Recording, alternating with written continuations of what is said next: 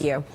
Dana? We have former House Speaker Kevin McCarthy. Here's the Washington Post saying that as Washington reels from Trump's first actions, his voters like what they see. In interviews with nearly 20 people in the region in recent days, most Trump supporters were in favor of his efforts to scale back the federal workforce, to stand by controversial cabinet nominees, and to slash foreign aid. I mean, it's not a surprise that the Trump backers would like it, of course, and there's been so much for them to watch and be amazed by in these last 2.5 weeks. You've worked with a lot of federal workers, though. Can you understand that some of them feel like their careers are just being thrown out with the baby with the bathwater? No, because from the perspective, they get to take a generous offer. We're talking about half of the federal workforce hasn't been showing up for work, while the rest of the country has. All they're saying is you got to come back to work. People get to voluntarily take this out. The Democrats are mad because we're finally auditing U.S. aid, and look at where they're spending this money on. I can't, for the life of me, believe that these elected Democrats are going to defend this spending, sending to other countries for transgender and the other items that you see.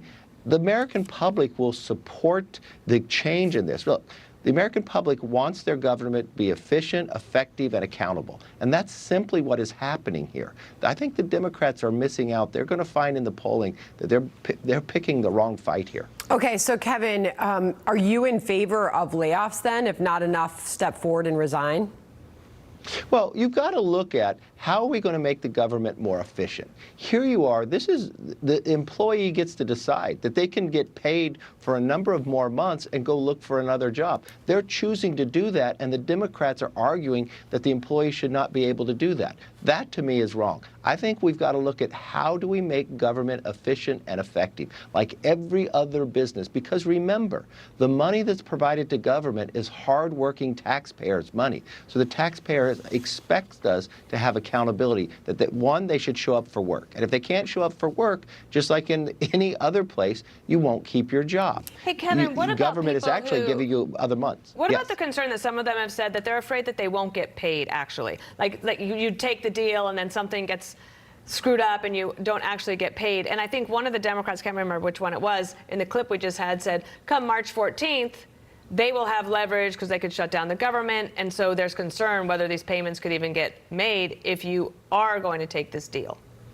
Dana, has government ever not paid? Even in shutdowns afterwards, they pay them back. True. The only people who are saying this are the Democrats elected. They're doing a scare tactic to individuals. That is what is wrong. Never, even in shutdowns, the government worker actually makes money because they don't come to work and they still get paid. That has never not been paid. There's a lot of talk about the aviation system in this country needing some stepping in, and Elon Musk and Doge are offering to do just that. Hillary Clinton took issue with it and is now in a pretty fierce exchange with the Transportation Secretary, Sean Duffy.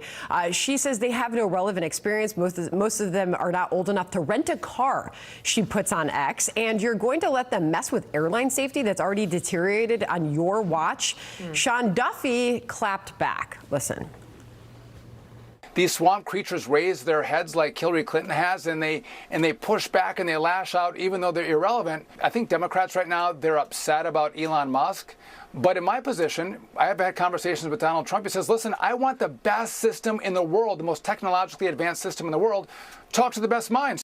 All right, so feel free to weigh in on the exchange, but also, is this the right way to address the problems with our aviation system? Well, first, let's think of this.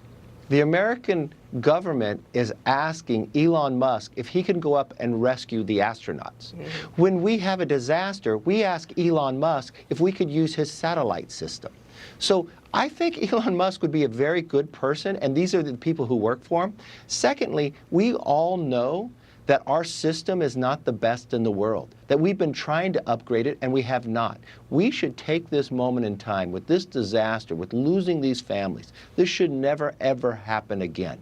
You've got Sean Duffy on the job for one day. He realizes that the technology is behind. I think Hillary Clinton is extremely wrong in this case. Other countries have better technology when it comes to flying your plane and following your plane moving in. America should have the very best technology, and I would actually look to the person that we asked to go rescue our astronauts to help us with it. All right. Well, you fly a lot. We all do. And so we all Yes. want that system to be really good. Kevin McCarthy, thanks so much. Thank you. Thank you.